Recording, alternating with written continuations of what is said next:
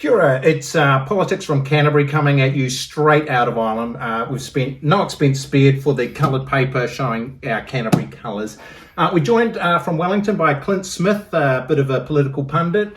In the centre, we've got Sam McDonald. On the far left, myself, Kevin, a ex-parliamentary worker and historical guy. We're talking about for whom the poll tolls. Clint, this week we had a couple of polls. First one, Roy Morgan, not really used much in the mainstream media. Could you fill us in why the mainstream media don't use Roy Morgan? Yeah, well, Roy Morgan's an Australian-based polling company. They're quite respected over there, but here they're not a member of the New Zealand polling organisation that adheres to certain polling standards, and they've got a bit of a bad reputation for their numbers jumping around a lot. You know, one poll of party be down 5%, then they'll be up 6% the next time. And maybe that's because they actually poll a bit more regularly, and so you see that statistical variation coming through. But nonetheless, the way their numbers jump around, they just don't have the respect that the New Zealand-based polling companies do. Okay, and so we've got TVNZ do the Varian poll, Reed Research do the TV3 poll. So what we actually saw this week was Roy Morgan, which was used by some quality independent companies like Daily Blog and Scoop. We did chuck it out there for the viewers, but most of the media picked up on the Reed Research TV3 poll. Sam, there was another very interesting poll I picked up on last week or so. It's a Northland poll.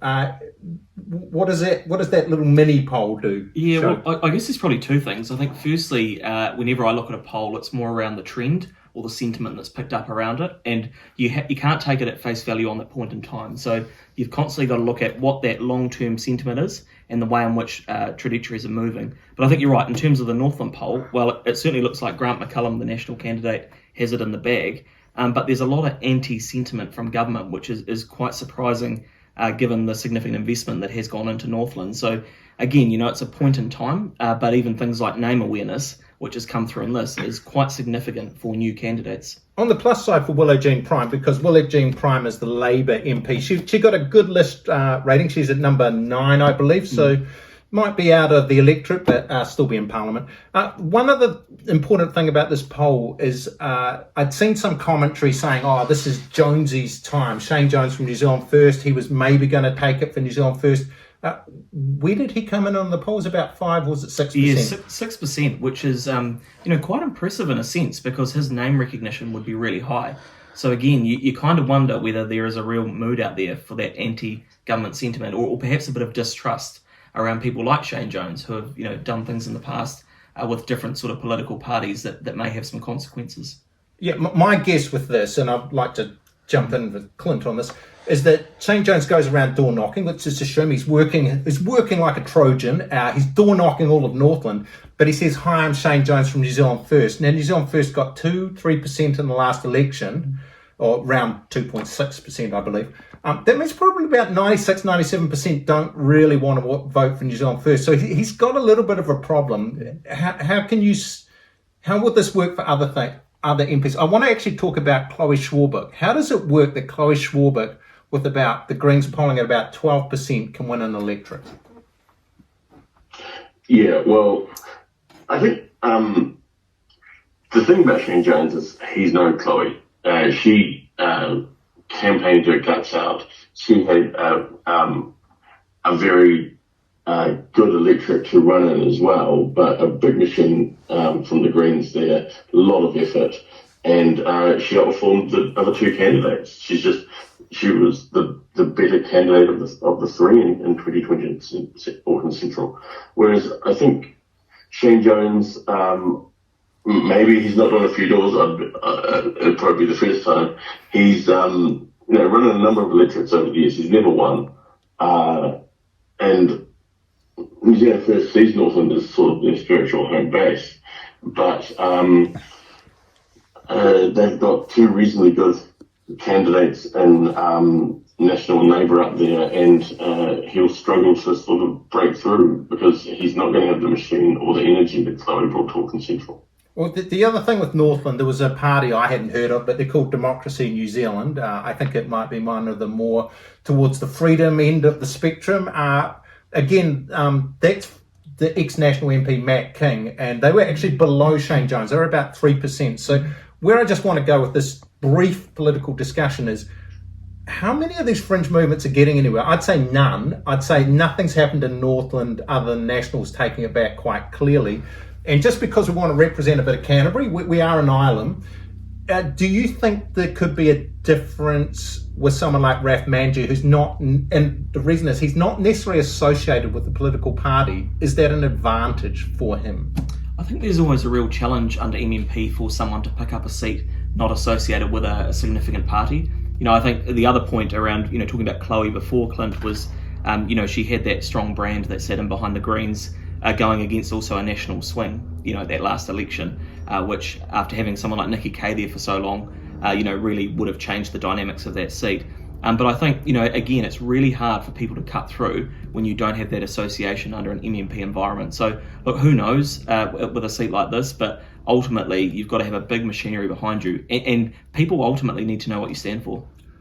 Well, I've been doing the numbers, and I'm not a numbers guy, but I've been doing the numbers, and basically the lowest Labour or National are polled in a seat is about 20%. So even in the truest blue electorate of Selwyn, and I was looking at 2017, I don't really count 2020 as being, even there, like Labour got 20%. So regardless of that, most seats like Ilam, you're already going to have Labour and National. They start with 20%. That's another difficulty for an independent, or, well, not independent, the top leader. But who knows? Interesting your thoughts, Clint. Yeah, I mean, I actually spoke to Manji about this a couple of months ago when I saw him, and I said, I think Top's got a better shot of getting over 5% nationwide than of him personally winning more than a third of the vote in Ireland. You look at Peter Dunn is the classic guy who managed to keep on winning in three-way races. And he was never that popular himself. It was because the vote was split. But that was a big effort. He managed to do that because he had been the MP for the area under Labour and then held on to it once he split away. I think it's a very big call. I think Top would be better trying to get over that 5% nationwide. There are enough voters who are kind of conservative, kind of green, kind of want a policy first, science first approach that might go for Top, but I can't see him winning either. Yeah, it's going to be interesting. I mean, Raf obviously had my role before me on the council in terms of being the local city councillor and chairing finance, and he does have strong name recognition across the community. But again, it's still a long way out from election day or when voting opens, and we've seen it last time, we've seen it before. Stranger things have happened in election years. Just in terms of those ultimate dynamics. The real challenge is going to be when you've got National and Labour sitting in the 30s, as opposed to one sitting like, under the John Key sort of times. There was an expectation that you would sit in the 40s.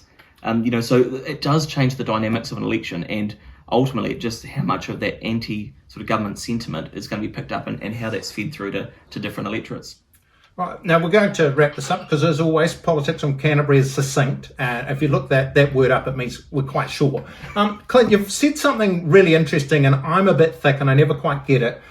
With the electorates, you told me that an electorate, an MP, will only ever be 1 or 2%. Could you just explain that? Because I don't. So you've got a normal electorate, I guess. Labour and National are voting. What you're saying is that no one really votes for the electorate, or they're only worth 1 or 2%. What's that? Yeah, well, that's right. I mean, every politician, of course, wants to believe that they're a special child in the sun, and that's them who is driving the votes towards them in an electorate.